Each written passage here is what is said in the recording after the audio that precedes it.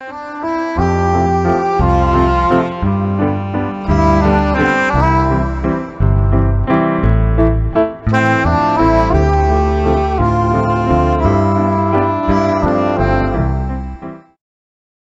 부처님을 혁명가라고 말할 수 있을까요?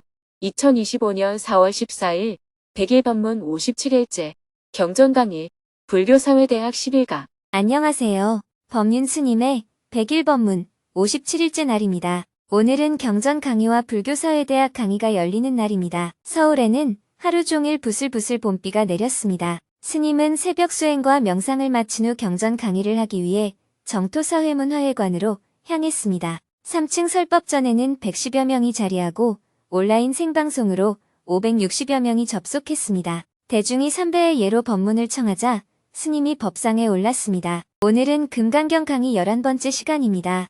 지난 시간에 금강경 제23분까지 배웠습니다. 스님은 금강경 제24분부터 제29분까지 설명을 이어나갔습니다. 금강경 제24분 복지무비분은 복과 지혜가 비교할 바가 없다는 내용입니다. 이것은 상에 집착하지 않고 행한 보시가 상에 집착한 보시에 비해 그 공덕이 한량이 없다는 의미입니다.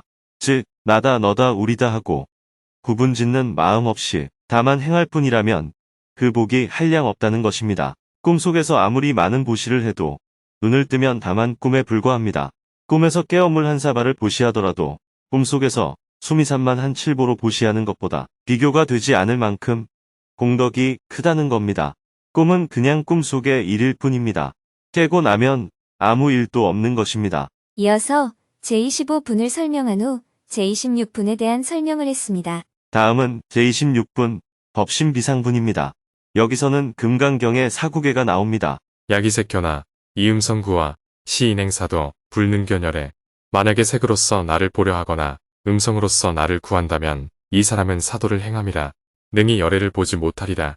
부처는 깨달은 자를 말합니다. 이 문장은 모양이나 소리, 냄새나 맛, 감촉이나 생각으로 부처를 구해서는 안 된다는 의미입니다. 생각마저 멈춰야 우리는 깨달음에 이를 수 있습니다. 생각으로 그려낸 모든 것은 단지 환영에 불과하다는 것입니다. 그래서 법신비상이라고 한 것입니다. 다음은 제27분 무단무멸분을 읽고 설명을 이어나갔습니다. 수보리 여약작 신영 바란욕따라 삼맥 삼보리심자 설제법단멸 막작 신영 하이고 바란욕따라 삼맥 삼보리심자 업법 불설단멸상 수보리여 그대가 만일 안욕따라 삼맥 삼보리심을 바란 자는 모든 법의 단멸을 말하였다고 생각한다면 이렇게 생각하지 마라. 왜냐하면 안욕따라 삼맥 삼보리심을 바란 자는 법의 단멸상을 말하지 않기 때문이다. 사람들이 이것이 진리다 하고 정해진 법이 있다고 자꾸 생각하기 때문에 부처님께서 그 상을 깨뜨리기 위해서 정해진 법이 없다라고 하신 것입니다. 그러면 정해진 법이 없고 다만 인연을 따라서 이루어지는구나. 이렇게 깨달아야 하는데 이번에는 또 정해진 법이 없다라는데 집착하게 됩니다. 정해진 법은 없다 하는데 집착하면 이제는 진리란 없다라는 주장을 하게 됩니다. 진리란 없어. 이런 관점을 일컬어 단견이라고 합니다. 정해진 법이 있다는 생각을 상견이라고 하고 정해진 법이 없다는 생각을 단견이라고 합니다. 있다라고 집착하기 때문에 없다라고 해서 상을 깨트렸는데 이번에는 없다라는 데에 집착하니까 없다고 할 수도 없다라고 하며 상을 깨트리는 것입니다. 있다 없다 하는 상으로부터 떠나는 것이 중도입니다. 중도는 이것과 저것의 중간이 아니라 이것과 저것을 떠난 길입니다. 이해가 좀 되세요? 표정을 보니까 이해가 안 된다는 것 같네요. 정해진 법이 없다고 하는 무유정법이 금강경의 핵심 내용이라고 하니까 이번에는 정해진 것이 없으니까 아무렇게나 해도 되느냐 하고 의문이 드는 겁니다. 서울 가는 길을 물으니까 부처님께서 서울 가는 길은 정해져 있지 않다라고 대답했습니다. 이 말은 아무렇게나 가도 된다는 뜻이 아닙니다. 또한 길이 없다는 뜻도 아닙니다. 그런데 우리는 없다로 받아들이거나 무수히 많다로 받아들이기가 쉽습니다. 그러나 무유정법은 없다도 아니고 무수히 많다도 아니고 다만 인연을 따라서 이루어진다는 뜻입니다. 인천 사람에게 서울 가는 길은 동쪽이고 수원 사람에게 서울 가는 길은 북쪽이듯이 인연 따라 길의 방향이 정해지는 것입니다. 그래서 인천 사람이 서울 가는 길을 물었을 때 없다라고 대답해도 안 되고 아무렇게나 가도 된다라고 대답해도 안 됩니다. 서울 가는 길은 동쪽. 이렇게 말해야 합니다. 그랬을 때 무단, 즉 끊어짐도 없고 멸함도 없는 것입니다. 사람들이 자꾸 유에 집착하기에 유를 부정했는데 이번에는 또 무에 집착하기에 무를 부정하는 것입니다. 우리가 항상 함에 집착하기에 무상을 말하는 것입니다. 다시 무상에 집착하기에 그 마음을 경계하라고 해서 무단무멸이라고 하는 것입니다. 중도란 있다, 없다 하는 상으로부터 떠나는 것. 있다라고 바라보는 것을 항상 할 상자를 써서 상견이라고 합니다. 없다는 견해를 단견이라고 합니다. 우리는 있다 없다에 자꾸 집착합니다. 우리는 항상 있느냐, 없느냐를 가지고 논쟁하는데 신은 있다고 해도 안 되고 없다고 해도 안 됩니다. 왜냐하면 실제로 신이 있는지 없는지는 객관적으로 말할 수 없는 문제이기 때문입니다. 그것은 믿음의 문제이며 인식의 문제입니다. 마음에서 신이 있다고 믿는 사람에게는 신이 있는 것이고 마음에서 신이 없다고 믿는 사람에게는 신이 없는 거예요. 객관적으로 실체를 논할 수 있는 것이 아니고 마음에서 믿는 것이기 때문에 마음 밖에 있고 없음의 문제가 아니라는 것입니다. 여기에 컵이 있다고 합시다. 있다라는 것은 뭘까요? 나한테 컵이 인식되니까 있는 거예요. 그런데 내가 이 컵으로부터 점점 멀어져서 우주에서 본다면 여전히 컵이 있을까요? 인식이 안 되면 없어지겠죠. 반대로 내가 점점 작아져서 소립자의 시선에서 이 컵을 보면 있을까요? 인식이 안 되고 허공처럼 보일 겁니다. 그래서 적당한 위치에서 봤을 때 있는 것으로 인식할 수 있습니다. 빛의 파장도 마찬가지예요. 파장이 너무 짧아도 인식할 수 없고 파장이 너무 길어도 인식할 수 없고 적당한 범위 안에 있는 파장만 내가 인식할 수 있습니다. 우리는 인식이 되면 있다고 생각하고 인식되지 않으면 없다고 생각합니다. 그래서 있고 없음은 존재의 문제가 아니라 인식의 문제인 것입니다. 그래서 내가 볼 때 이렇다. 내가 인지하는 바로는 그렇다. 내 생각에는 그렇다 이렇게 표현해야 맞는 표현입니다. 단죄하는 마음에서 비롯된 전쟁과 갈등. 누군가가 탄핵을 인용해야 합니다. 혹은 탄핵을 기각해야 합니다라고 주장한다면 옳고 그른 것을 떠나서 이 사람은 이렇게 생각하는구나. 저 사람은 저렇게 생각하는구나. 이런 관점으로 봐야 합니다. 그렇게 말하는 사람은 특별히 나쁜 사람도 아니고 특별히 좋은 사람도 아니고 나와 똑같은 사람입니다. 다만 생각이 다를 뿐입니다. 서로 생각이 다른 이유는 뭘까요? 서로 얻은 정보가 다르거나 믿음이 다르기 때문입니다. 그렇기에 어떤 것도 고집해서는 안 됩니다. 우리는 상대방의 생각이나 믿음을 단죄해서는 안 됩니다. 역사상 모든 불행이 단죄하는 마음에서 비롯됐습니다. 제사를 지내지 않는다고 죽이고 신을 믿지 않는다고 죽이고 이런 게 다 단죄입니다. 지금 세계 곳곳에서 일어나는 전쟁과 갈등도 모두 단죄하는 마음에서 비롯된 것입니다. 서로 다름을 인정해야 합니다. 북한에 식량이 없어 굶주리는 사람들을 위해 식량을 보낸다고 하면 우파에서 반대합니다. 북한은 우리의 주적이라고 주장하면서요. 이때 북한에 살고 있는 민간인까지 다 적이 되는 거예요. 북한 사람들을 도와주자는 말을 적을 도와주자는 뜻으로 해석하여 종북 빨갱이라고 비난합니다. 또한 북한 주민 중에는 배고픔을 견디다 못해 두만강이나 압록강을 건너서 중국으로 넘어가기도 합니다. 그러나 중국에서도 굶는 건 마찬가지예요. 그들을 도와주면 이번에는 북한 측에서 반대하고 나섭니다. 자기만 살겠다고 민족을 배신하고 넘어간 민족 배신자를 왜 돕느냐고 하면서요. 자신의 관점에서만 보면 이런 식으로 보이는 겁니다. 국경 안에 있든 국경 밖에 있든 한국으로 왔든 중국으로 갔든 밥을 못 먹는 사람은 그냥 도움이 필요한 사람입니다. 안에 있으면 안에서 돕고 밖에 있으면 밖에서 도우면 되는 것입니다. 그래서 정토에는 이념에 좌우되지 않고 누구든지 배고픈 사람이 있으면 돕는다는 원칙을 갖고 활동하고 있습니다. 상을 짓게 되면 상대를 적대시하고 비난하게 됩니다. 모두가 자기 편한 대로 상을 짓습니다. 그래서 자기 입장에서는 다 옳은 겁니다. 우리는 상에 집착하고 또 그 집착을 놓기가 쉽지 않습니다. 자기 동네를 떠나봐야만 집착을 놓을 수가 있습니다. 자기 동네를 떠나지 못하는 한 아무리 공부하고 생각해도 무의식에서 내가 옳다는 생각을 지울 수가 없습니다. 그렇기 때문에 우리가 자유로워지지 못하는 것입니다. 돈에 집착하는 사람은 다른 건 다 놓아도 돈만은 못 놓습니다. 이념에 집착하는 사람은 다른 건 다 놓아도 이념만은 붙잡고 있습니다. 물론 전부를 못 놓는 사람도 있겠지만요. 다른 건 다 놓는데 딱 하나 못 놓는 게 있다면 그 집착은 아주 강합니다. 절대적인 것은 없고 상대적일 뿐이다. 그래서 우리는 있다 없다 하는 생각을 떠나야 합니다. 요즘처럼 국론이 분열되어 있을 때는 옳고 그름을 떠나야 한다고 말하면 옳고 그름이 없으면 내란 동조 세력을 어떻게 처단합니까? 이렇게 반문하는 사람들이 많습니다. 본래 옳고 그르다고 할 만한 것은 없습니다. 옳고 그름이란 인연을 따라 형성된 것입니다. 그 어떤 것도 절대적인 것은 없고 상대적일 뿐입니다. 모든 게 인연을 따라 이루어집니다. 부처님의 가르침은 이 세상에 절대적인 것은 없다는 것입니다. 그러나 우리가 사는 세상에는 윤리나 계율이 필요한 부분이 있습니다. 그래서 계율은 가능한 보편성을 갖는 게 좋습니다. 인간 중심적인 관점에서 벗어나야 합니다.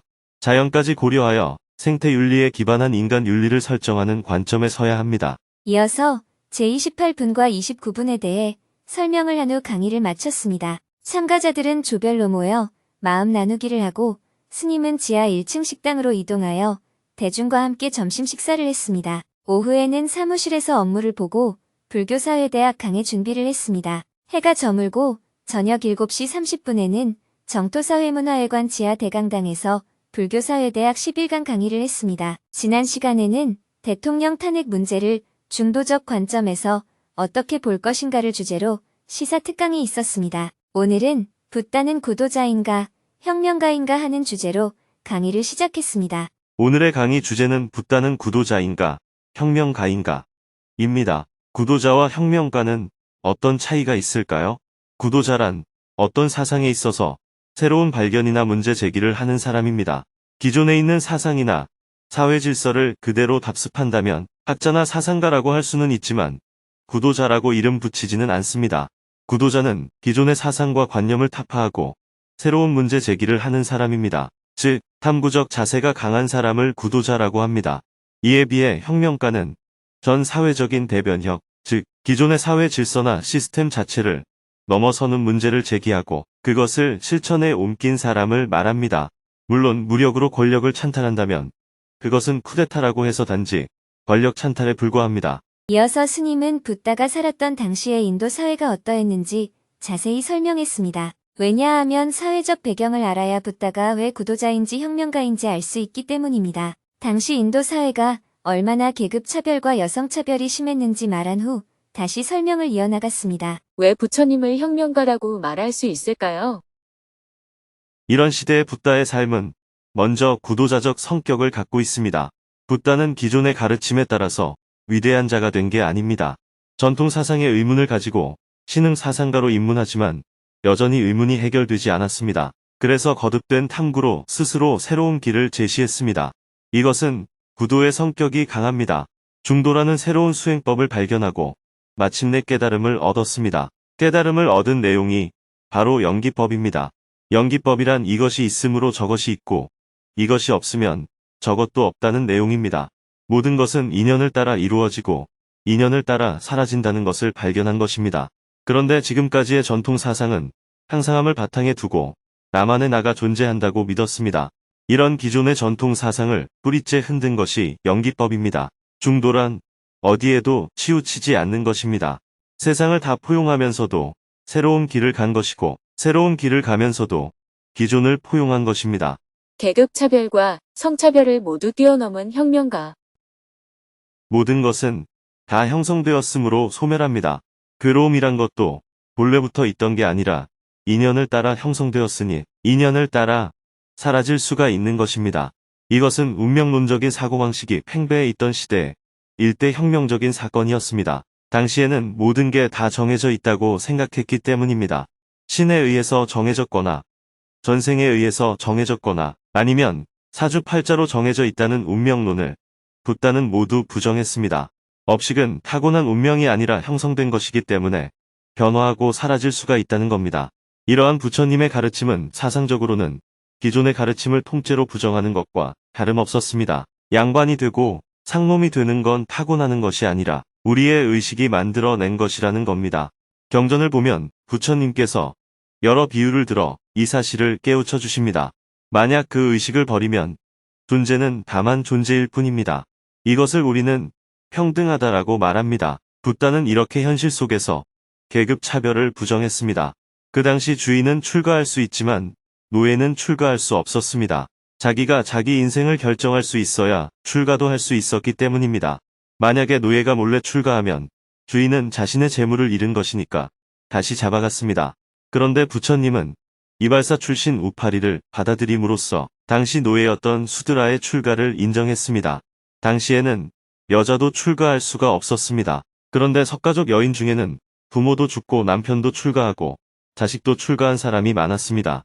당시의 여자는 삼종지도라고 해서 어릴 때는 아버지가 주인이고 결혼하면 남편이 주인이고 남편이 죽으면 아들이 주인이었어요. 그래서 여성이 출가한다는 것은 곧 누군가한테 매여 있는 존재에서 벗어나게 되는 것을 의미했습니다. 그래서 석가족의 여인들이 우리도 출가하겠다 하고 나선 겁니다. 당시 사회적 조건으로 보면 관습적으로는 출가가 불가능했습니다. 그러나 부처님은 여성의 출가를 인정하셨습니다. 출가는 내가 내 삶의 주인이 되는 길입니다. 부처님은 이미 2600년 전에 계급 해방과 성 해방을 모두 실현한 것입니다. 그러나 부처님은 전 사회적으로까지 계급 차별을 없애지는 못했습니다.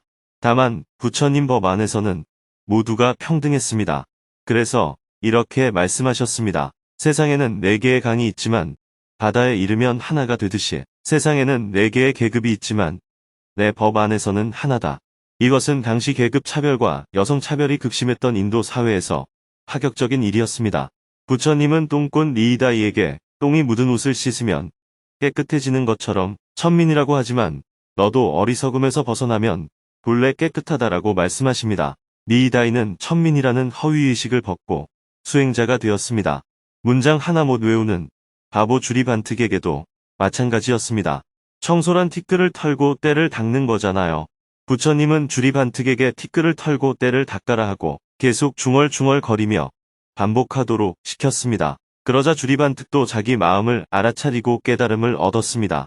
이렇게 부처님은 각기 수준에 맞게끔 법을 설해서 누구나 깨달음을 얻도록 했습니다. 이런 면모를 보면 부처님은 가히 혁명가라고 할 수 있습니다. 사상적인 측면에서는 구도자라고 할 수도 있습니다. 또 부처님은 구도자를 넘어서서 당시 사회 질서였던 계급 차별과 성차별을 부정하는 혁명가였습니다. 부처님이 말씀하신 계율의 첫 번째가 비폭력입니다. 원하는 것을 힘으로 얻지 말라는 것입니다. 그래서 부처님은 힘을 동원해서 계급 차별과 성차별을 없애려 하지 않았습니다. 그렇다고 해서 주장에만 그친 것이 아니라 상가라는 범위 안에서 실현했습니다. 오늘날 우리가 해야 할 일은 부처님이 만든 모델을 확산해서 전 사회적으로 실현하는 것입니다. 시대가 바뀌었다고 우리가 특별히 다른 것을 더할 게 없습니다. 그만큼 부처님의 가르침은 지금 평가해도 혁명적입니다. 우리가 그것을 확산하는 일을 게을리한다면 2600년이 지났다고 해도 발전한 게 없다고 볼 수 있겠죠. 오늘날에도 차별을 받아들이고 산다면 오히려 후퇴했다고 볼 수 있습니다. 평생 하인을 두지 않고 사는 수행자의 삶. 부처님은 출가하기 전에 집안을 돌보는 하인, 말을 모는 하인, 음식을 만드는 하인 등 수많은 하인을 두고 생활했습니다. 그러나 출가하고 나서는 죽을 때까지 하인을 두지 않으셨습니다. 우리나라 역사에서 신라 시대는 신분 사회이면서 농경 사회였습니다. 당시에 가장 큰 재산은 첫 번째가 땅이고 두 번째가 노비였습니다. 그래서 전쟁에서 승리하거나 포상할 때 땅과 노비를 주곤 했습니다. 양반은 옆에 시봉하는 몸종을 두고 살았습니다. 그런데 부처님은 출가한 후 열반하실 때까지 그런 시스템 위에 살지 않았습니다. 부처님 당시에 출가한 모든 승려 또한 마찬가지였습니다. 그런데 신라 시대에는 임금이 절에 땅과 노비를 주면 그것을 기반으로 스님들이 살았습니다. 의상조사도 그랬고 자장율사도 그랬고 승려의 대부분이 그 시스템에 기반해서 학문을 연구하고 위대한 학자가 된 거예요. 그래서 위대한 학자라고는 할 수 있지만 위대한 구도자라고 할 수 없습니다. 오늘날 모든 사찰에서도 노동자를 고용해서 스님들이 살고 있습니다. 고대 노예제 사회에서 노예가 중세에 오면 농노가 되고 현재 자본주의 사회에서는 노동자가 된 것이라고 볼 수 있습니다. 사찰마다 가보면 밥해주는 사람 따로 있고 운전해주는 사람이 있고 청소해주는 사람이 있습니다. 동남아에 있는 절을 가봐도 절마다 이런 기반 위에 스님들이 살고 있습니다. 자본주의 시스템 기반 위에 절이 존재하고 있는 거예요. 스님들이 사회적 통념과 거리를 둔 것은 그나마 결혼하지 않는다는 것입니다. 이런 몇 가지를 빼면 기본적으로는 자본주의 시스템 안에 있습니다.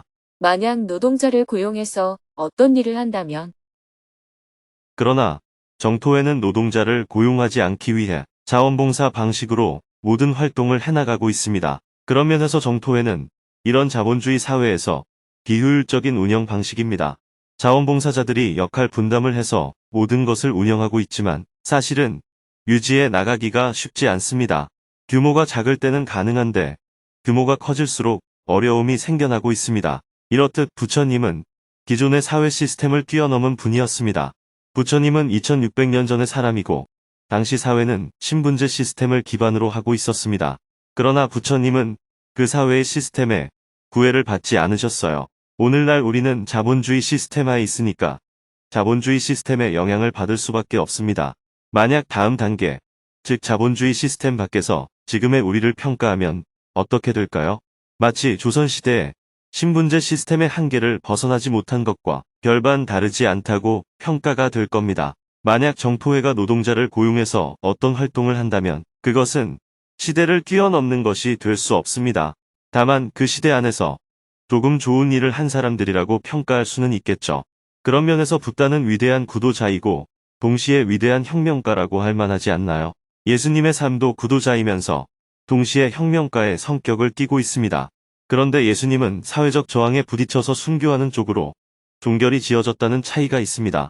그에 비해 붓다는 근원적 혁명을 했지만 그 방식이 비폭력적이었습니다. 즉, 사람들의 의식을 깨우치는 방식을 취했습니다. 물론 석가족이 전멸하는 불행을 겪기도 하고 제자 중에 앙굴리말라와 목갈리나가 살해되는 일을 겪기도 하는 등 많은 어려움이 있었지만 붓다 자신이 살해되는 일을 겪지는 않았습니다. 물론 후대의 법이 전해지는 과정에서 중국으로 온 달마 대사가 파격적인 행보를 보인 것 때문에 살해되었고 이조 해가 대사 역시 살해되었습니다. 이렇게 혁명적인 삶을 사신 분이 붓다입니다. 붓다는 신이 아닌 인간이며 인간 가운데 위대한 구도자이고 스승이라는 측면에서 제가 쓴 책이 인간 붓다, 그 위대한 삶과 사상입니다. 그런데 이것을 주제로 EBS에서 강의를 했는데 강의 제목을 혁명가 붓다로 정했습니다. 그래서 오늘 강의 주제도 혁명가 붓다가 된 것입니다. 1시간 반 동안 부처님의 삶과 사상에 대해 이야기를 한 후 청중으로부터 궁금한 점에 대해 질문을 받았습니다. 즉석에서 3명이 손을 들고 질문했습니다. 그중 한 명은 정토회가 자본주의의 한계를 극복하기 위해 자원봉사 방식으로 운영되고 있지만 전문 인력이 필요한 것도 사실이라며 이때 중도란 무엇인지 스님의 의견을 물었습니다. 자원봉사 방식으로는 전문 인력 확보가 어렵습니다. 이때 중도란 무엇인가요? 정토회는 수행 공동체로서 모든 것이 자원봉사자들에 의해 운영되고 있습니다. 그러나 정토회가 좀 더 대중적으로 확대를 해나가려면 전문 인력이 필요한 것이 사실입니다. 자원봉사 방식으로는 전문 인력 확보가 어렵습니다. 그래서 딜레마인 것 같습니다. 정토회를 자원봉사 방식으로 유지하면서 전문 인력도 어느 정도 고용하여 대중적인 확대를 도모하는 것이 중도가 될 수 있는지 궁금합니다. 정토사회문화회관이라는 건물을 관리하는 것도 전문 인력이 필요한데 어느 정도의 절충안을 내는 것이 중도인가요? 해법은 아주 간단합니다. 정토사회문화회관처럼 큰 건물을 안 지으면 됩니다. 자원봉사자의 힘만으로 관리할 수 있는 정도의 건물만 지으면 아무 문제가 없습니다. 부처님 당시에는 출가한 수행자들이 의식주를 해결하기 위해 따로 일을 해주는 사람이 없었습니다. 그것이 가능한 이유는 잠은 나무 밑에서 자고 옷은 주워서 입고 밥은 얻어서 먹었기 때문입니다. 그런데 지금은 밥을 직접 해서 먹으려니까 밥을 해줄 사람이 필요하고 옷을 갖춰 입으려니까 옷을 관리해주는 사람이 필요하고 큰 건물을 지어서 사니까 건물 관리할 사람이 따로 필요한 거예요. 특히 건물을 지을 때는 많은 전문 인력이 필요합니다. 건물을 지을 때 필요한 전문 인력을 고용하는 것은 일시적 고용이라면 건물을 지은 후 관리하는 인력은 상시적 고용입니다. 둘의 성격이 좀 다릅니다. 상시적 고용은 옛날로 비유하자면 양반이 하인을 부리는 것과 같습니다. 형식만 바뀌었을 뿐 월급을 주고 사람을 부리는 것입니다. 그래서 수행자는 인력을 고용해서 일상적인 생활을 하면 안 됩니다. 수행자는 가능하면 세상 일을 좀 적게 하고 또 세상 일을 하더라도 자체적으로 관리가 불가능한 일은 좀 피하는 것이 좋습니다. 그런데 시대의 흐름 속에서 효율성을 고려하다 보니 큰 건물을 짓게 되어 딜레마에 빠진 것입니다. 건물을 짓기 전까지는 정토회도 아무 문제가 없었습니다. 건물을 지으면서 고용에 대한 문제가 제기되어 공사하는 중간에 이런저런 찬반 토론 과정이 많았습니다. 결국 자원봉사 방식으로 건물 관리를 할 수 있는 데까지 해보자고 의견이 모아져서 지금껏 하고 있습니다. 정토회 안에도 전문 인력이 필요한 영역들이 많이 있습니다. 예를 들어 영상을 편집해서 발행하는 일이나 건물의 안전사고에 대비하는 일이 이에 해당합니다. 비전문 인력이 건물 관리를 하다가 화재와 같은 안전사고가 발생하면 막대한 피해와 함께 정토의 이미지가 동반 추락하게 됩니다. 이런 문제를 해결하는 방법은 애초에 그런 큰 건물을 안 짓는 것입니다. 수행자가 할 수 있는 범위를 벗어나는 일을 하지 않는 거예요. 그러나 부처님의 가르침에 따라 전법을 하고 어려운 사람을 도우려다 보니 좀 큰 건물이 필요하게 된 것입니다. 제때 교육을 받지 못하는 아이들을 위해서는 해외 곳곳에 학교를 지어서 운영해야 합니다. 학교에 선생님이 필요하니까 월급을 주는 고용 관계가 발생하게 됩니다. 그러나 최소한 파트타임으로 고용하거나 졸업생이 자원봉사로 아이들을 가르치는 방법을 취하고 있습니다. 가능하면 고용관계를 만들지 않으려다 보니 일을 한 대가로 양식을 주거나 최소한의 생활비만 제공하고 있습니다. 그래서 스태프들의 경우 학교 일을 마치면 따로 부업을 해야 합니다. 현재는 완전히 자원봉사도 아니면서 고용관계도 아닌 제3의 방식으로 운영이 되고 있습니다. 자원봉사 방식이 한국에서는 가능할지 몰라도 해외에서는 어려울 것이라고 많은 사람들이 얘기합니다. 그런데 해외 구호 사업은 자원봉사 방식으로 유지가 안 되면 그만두면 되기 때문에 걱정할 일은 아닙니다. 정토사회 문화회관이 없어도 정토회는 유지될 수가 있습니다. 그러나 붓다의 가르침을 따르는 원칙과 소신을 버린다면 정토회 고유의 정체성이 사라집니다. 단지 세상에 존재하는 종교단체의 하나에 불과해집니다. 그렇다면 그게 무슨 의미가 있나요? 일반 종교단체에는 보시가 중요합니다. 보시금으로 인력을 고용해서 단체를 운영하면 되기 때문입니다. 그런데 정토회는 보시보다 봉사가 더 중요합니다. 봉사하는 사람이 있어야 정토회가 운영이 되기 때문입니다. 봉사하는 사람이 없으면 정토회는 문을 닫아야 합니다. 지금까지는 건물 관리 자격증이 있는 은퇴한 봉사자들에 의해 건물이 관리되고 있습니다. 그런데 앞으로 이 시스템이 불가능해진다면 방법은 간단합니다. 어렵게 생각할 것 없이 건물의 문을 닫으면 됩니다. 대부분의 사찰에 가보면 절을 관리하는 사람이 따로 있습니다. 신도들이 밥하고 설거지하고 청소를 해야 하는 것은 아닙니다. 그런데 정토회는 자기가 먹은 그릇은 자기가 설거지하고 자기가 쓴 공간은 자기가 청소해야 합니다. 공양 준비도 당번을 정해서 돌아가면서 해야 합니다. 그래서 다른 사찰에 갔을 때처럼 내가 보시까지 했는데 봉사도 해야 하나? 이런 생각을 하면 정토회에 오래 있기 힘듭니다. 만약 여러분이 봉사를 하지 않는다면 누군가의 희생 위에 내가 법문을 듣고 있다는 사실을 알아야 합니다. 보통은 시작이 어렵지 이미 시작한 일을 지속하기는 쉽습니다. 그런데 불교는 다릅니다. 처음에 부처님은 기존의 관습과 제도를 뛰어넘어 가히 혁명적으로 시작하셨습니다. 그러나 후대로 내려갈수록 점점 세속화되어 그 정신이 제대로 계승되지 못했습니다. 아마 정토회도 시간이 지날수록 원칙을 고수하기보다는 세속적으로 변할 가능성이 큽니다. 시간이 지날수록 부처님의 근본 가르침에 따라 원칙적으로 살기보다는 세상과 타협할 가능성이 큽니다. 지금도 초기의 정토회가 출발할 때와 비교하면 이미 상당 부분 후퇴한 측면이 있습니다. 규모가 커지고 사람이 많아지면서 어쩔 수 없이 변화된 측면도 있지만 최소한 제가 살아있는 동안만이라도 부처님 당시의 정신을 최대한 이 시대에 구현해 보고자 합니다. 여러분, 각자가 수행자라는 정체성을 잃으면 정토회도 돈이나 지위에 현혹되어 점점 세속적인 방향으로 흐를 수 있습니다. 부처님은 권력에 아랑곳하지 않았고 왕의 식사 초대에도 응하지 않을 정도였습니다. 그렇게 함으로써 불교가 어떤 나라나 정파, 권력자에게 종속되지 않을 수 있었습니다. 부처님은 권력자들의 스승 역할을 하셨지 그들을 추종하지 않으셨습니다. 그러나 오늘날 종교인들은 권력자를 추종합니다. 부처님의 가르침을 계승하는 정토회는 특정 정당이나 정치인을 추종해서는 안 됩니다. 그들이 와서 의견을 물으면 그들이 나아갈 방향에 관해 이야기할 수는 있습니다. 그러나 권력을 추종한다면 이미 수행자로서의 정체성을 잃어버린 것입니다. 오늘은 부처님의 혁명가로서의 면모와 그것을 계승하고자 하는 정토회의 노력에 대해 다각도로 살펴보는 시간이었습니다. 다음 시간에는 부처님과 예수님의 삶을 함께 비교해보는 시간을 갖기로 하고 강의를 마쳤습니다. 법문이 끝나고 참가자들은 조별로 모여 마음 나누기 시간을 가졌습니다. 스님은 정토회관으로 돌아와 하루 일과를 마무리하였습니다. 내일은 100일 법문 58일째 날입니다. 오전에는 주간반 정토불교대학 6강 수업을 하고 오후에는 평화재단을 찾아온 외교 전문가, 사회 인사들과 연달아 미팅을 하고 저녁에는 저녁반 정토불교대학 6강 수업을 할 예정입니다.